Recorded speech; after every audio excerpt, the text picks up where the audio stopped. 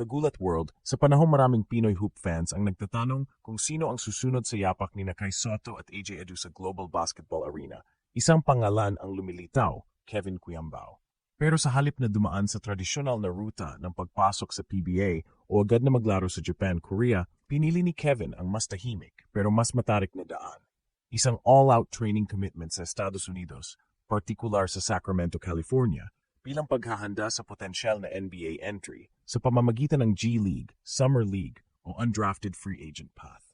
Matapos ang dominasyon sa UAAP Season 86 kung saan siya ang naging Season MVP at Finals MVP, pinangunahan ni Cuyambao ang De La Salle Green Archers tungo sa kanilang unang championship mula 2016.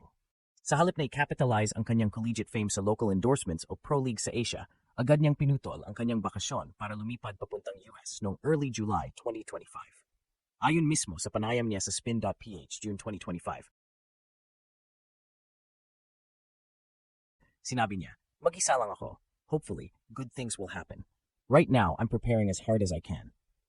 Ang training camp na sinasalihan niya ay naka-base sa Sacramento at ayon sa ulat ng Manila Standard, July 3, 2025, agad siyang nakita sa isang pickup game sa College Prep Academy gym kung saan sumasali ang mga aspiring NBA Summer League players at G League hopefuls. Ang ganitong klaseng scrimmage ay hindi open sa publiko at karaniwang pinapasukan lamang ng mga player na may koneksyon sa mga agent at trainers na parte ng NBA pre-draft circuit.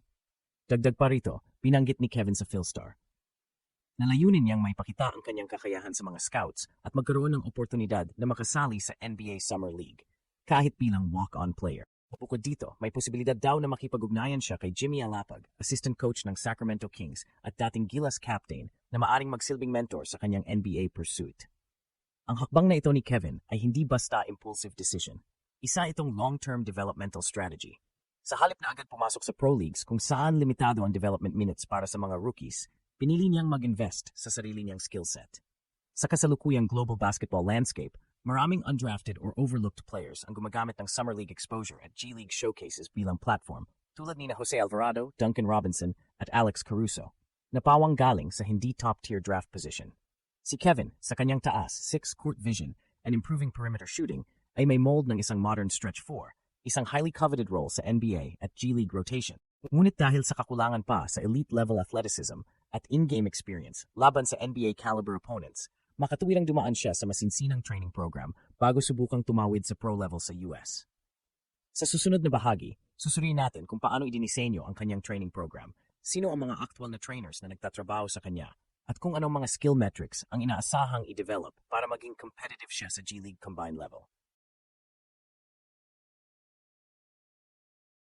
Kagulat World, sa pagpapatuloy ng ating pagsusuri sa matinding paghahanda ni Kevin Cuyambao para sa kanyang NBA dream, ngayong part 2 ay sisilipin natin ang kanyang training structure, mga targeted skills at kung paano ito naka-align sa modern NBA demands, base sa mga verified na ulat at kinikilalang development models ng mga international prospects. Ayon sa ulat ng Daily Tribune, July 4, 2025, si Cuyambao ay aktibong sumasali sa mga pickup games at training runs sa Sacramento na eksklusibo sa mga Summer League hopefuls. Isinasagawa ang mga ito sa College Prep Academy Gym, isang kilalang venue kung saan karaniwang nag-iinsayo ang mga G League prospects, NCAA graduates at undrafted international players na nais mapansin ng scouts. Hindi ito simpleng ensayo. Ito ay real-time simulation ng NBA-style offense and defense at dito sinusukat ang decision-making, spacing, shooting efficiency at defensive versatility. Wala pang inilalabas na listahan ng trainers ni Kevin, ngunit batay sa training setup na inilarawan sa mga artikulo, malinaw na ang focus ay nakatuon sa kanyang adaptability bilang stretch 4, isang posisyon na sobrang in-demand sa NBA. Sa edad na 23, si Kevin ay kailangang magpakita ng tuloy-tuloy na improvement sa mga sumusunod na aspeto. 3-point shooting from NBA range. Ang stretch 4 ay hindi lamang dapat tumira mula mid-range. Kinakailangan niyang maging consistent mula sa catch and shoot sa wing o corner. Isang bagay na hindi pa niya ganap na napakita sa UAAP pero pinapanday ngayon sa Amerika. Switch defense against smaller, quicker wings. Sa mga scrimmage, mahalaga na kaya niyang bumantay sa multiple position. Ayon sa mga eksperto, ito ang batayan ng positional fluidity na mahalaga para sa mga bench-level NBA contributors. Short role playmaking at decision-making under pressure. Kilala si Kevin sa Pilipinas sa kanyang point-forward tendencies. Pero sa NBA context, kailangang mas mabilis pa ang basa sa traps, doubles at help-side defenders. Dito sinusukat kung kaya niyang magdesisyon sa loob ng 2 segundo, isang critical skill sa league pacing ng Amerika. Isa pang mahalagang detalye, sa parehong ulat ng Philstar, sinabi ni Kevin na maaring magkaroon siya ng koneksyon kay Jimmy Alapag sa Sacramento. Bagamat hindi pa kumpirmado ang official mentorship o training involvement ni Alapag, mahalaga ito dahil si Coach Jimmy ay may direct access sa NBA Summer League coaching staff at player development networks, isang potential gateway kung sakaling maipakita ni Kevin ang NBA caliber improvements sa loob ng susunod na buwan. Kagulat World, sa ikatlong bahagi ng ating masusing pagtalakay sa NBA journey ni Kevin Kuyambao, oras na para pagtuunan ng timeline, posibleng trajectory, at realistic na scenarios kung paano maaring may sakatuparan ang kanyang pangarap na makapasok sa NBA ecosystem. Walang hype, tanging datos, verified developments at basketball logic ang ilalatag natin dito.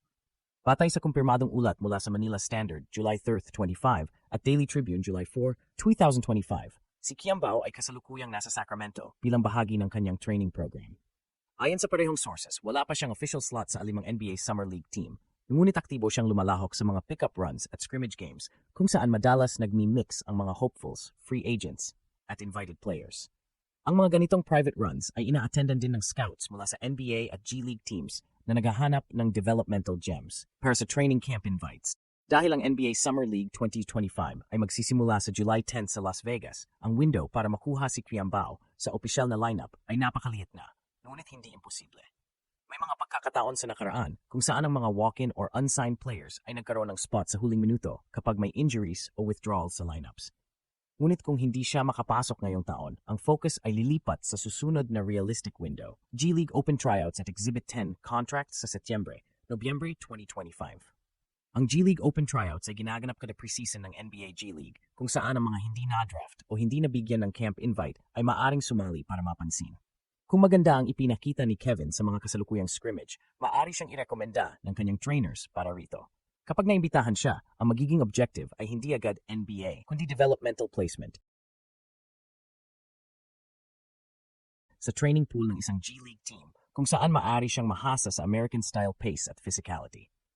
Sa puntong ito, makikita natin ang totoong diskarte ng kampo ni Kuyambao. Hindi pa bigla-bigla ang kanyang desisyong lumipad agad sa US matapos ang UAAP Finals at huwag muna tumanggap ng pro offer mula Japan o Korea ay nagpapakitang ito ay NBA first career track.